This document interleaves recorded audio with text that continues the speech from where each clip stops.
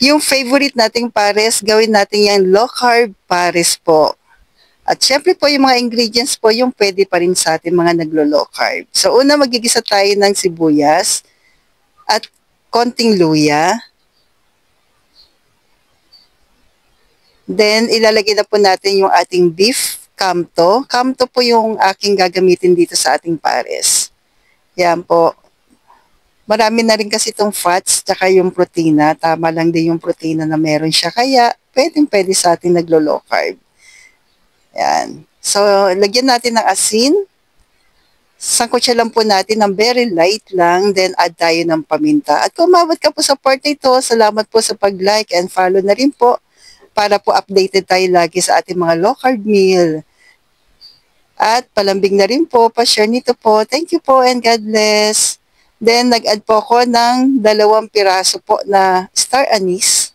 Maliit lang po yan po. Yan, nadurog lang po kasi. Then, coco aminos bilang pamalit natin sa ating soy. At golden monk fruit, 1 tablespoon lang po yung nilagay ko po. Yan. At konting cinnamon powder. Pwede yan sa atin. Minsan nga po, hinahalo ko rin to sa kape, sa black coffee. During aking, pagka, minsan siguro sa second meal, parang ganoon. Then, add na po tayo ng tubig. Kayo na pong bahala kung gaano karami.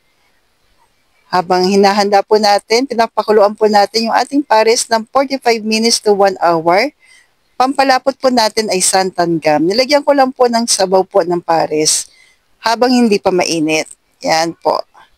So, lumabas kasi ako po, kaya ito po, hindi pa siya mainit po. Pwede yan. Then, tutunawin lang natin kung paano natin nihahanda din yung cornstarch. So, pagka, tsaka natin ilalagay. At, add na po tayo ng konting onion leeks. Meron ka na pong napakasarap na low carb pares po. So, stay healthy, stay low carb pa rin po, and God bless po sa ating lahat. Maraming po salamat po. Enjoy your meal.